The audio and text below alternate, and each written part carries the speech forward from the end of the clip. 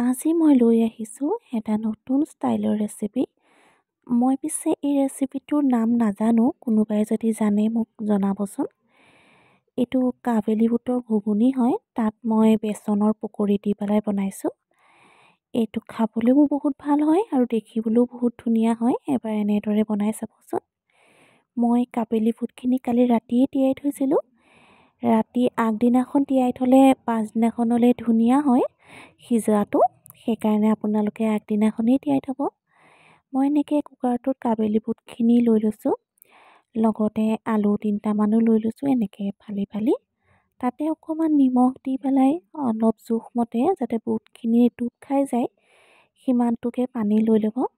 লৈ পেলাই 4টা চিটি অহালৈকে দিব, তেতিয়ালৈ গেছটোত পাতি দিব। তেতিয়ালৈ এইখিনি মই যোগাৰ কৰি লৈছোঁ। এনেকৈ মই বাতি তাতে বেচন অলপ উলিয়াই ল'ম, বেচনৰ লগত অলপ চুজিও ল'ম, তেতিয়া অকণমান খাবলৈ পকৰিটো ভাল হয়।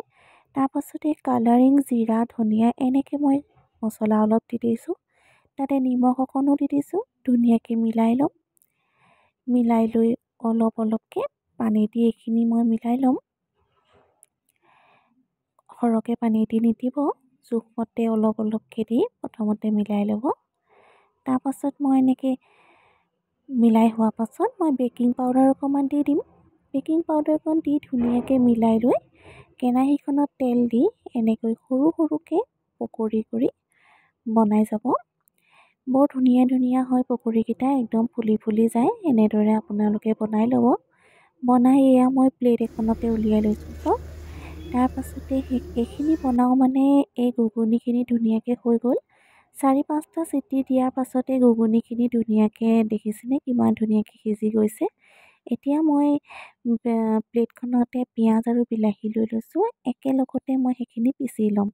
বেলেগ বেলেগকৈ পিচি থাকিলে টাইমো লয়, সেইকাৰণে একেলগতে পিচি লৈছোঁ। আৰু কেৰাহীখনত লং, ইলাচি, ডালচেনি, তেজপাত দি আদা নহৰু থেতালি লৈ দি দিছোঁ। আৰু লগতে সেই পিচি লোৱা পেষ্টখিনিও দি দিছোঁ। দি লৈ অলপ সময় কাৰণে এনেদৰে ধুনীয়াকৈ লৰাই থাকিম। আৰু যিখিনি মছলা আছে, আপোনালোকে যি যি মছলা খায় সেই মছলাখিনি ধুনীয়াকৈ দি দিব। দি লৈ আপোনালোকে তাততো আগতে নিমখ দিছেই, সেইকাৰণে আপোনালোকে বেছি নিদিব, যাতে বিলাহীখিনি ধুনীয়াকৈ গলি যায়, তাৰ কাৰণে অকণমান নিমখ দিব। তাৰপাছতে ধুনীয়াকৈ লৰাই থাকিব যাতে গোটেইখিনি মিক্স হৈ অকণমান তেলটো ওলাই যায়, কালাৰ অকণ হয়, তেতিয়াই আপোনালোকে ঘুগুনিখিনি তাত দি দিব।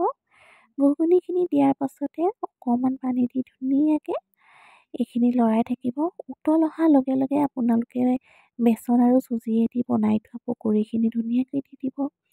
দি দিয়াৰ পাছত অকণমান ওপৰ তল কৰি পেলাই এইখিনি মিলাই পেলাব। মোৰ চেনেলটো যোন নতুন, তেওঁলোকে প্লিজ ছাবস্ক্ৰাইব কৰি ল'ব। আৰু মোৰ ভিডিঅ'বোৰ বহুতে চাই বাৰু, কিন্তু লাইকটোহে নকৰে। আপোনালোকে লাইক এটা কৰি দিবচোন। লাইক এটা কৰিলে মোৰ ভিডিঅ' বনাই ভাল লাগে। ইমানখিনি কৰিছোঁ ন, আপোনালোকক দেখাইছোঁ, আপোনালোকে এটা লাইক দিলেও মোৰ ভাল লাগে দিয়কচোন। তাৰপাছতে এনেকৈ কষ্টুৰি মেথি অকণ হাতেৰে এনেকৈ স্ক্ৰাব কৰি পেলাই মই দি দিছোঁ।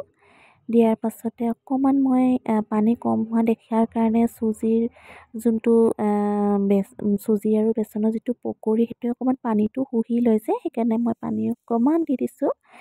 আৰু তাৰপাছতে অকণমান সময় কাৰণে ঢাকি দিছোঁ। আপোনালোকে বেছি সময় নথব, কাৰণ পকৰিখিনি গলি যায়। তাৰপাছতে আপোনালোকে কি বুলি কয়, জ্বলা মছলা অকণমান ধুনীয়াকৈ দি দিব। দি পেলাই গেছটো অফ কৰি দিব। অফ কৰাৰ পাছতে এয়া ধুনীয়াকৈ চাওক মই সজাই লৈছোঁ।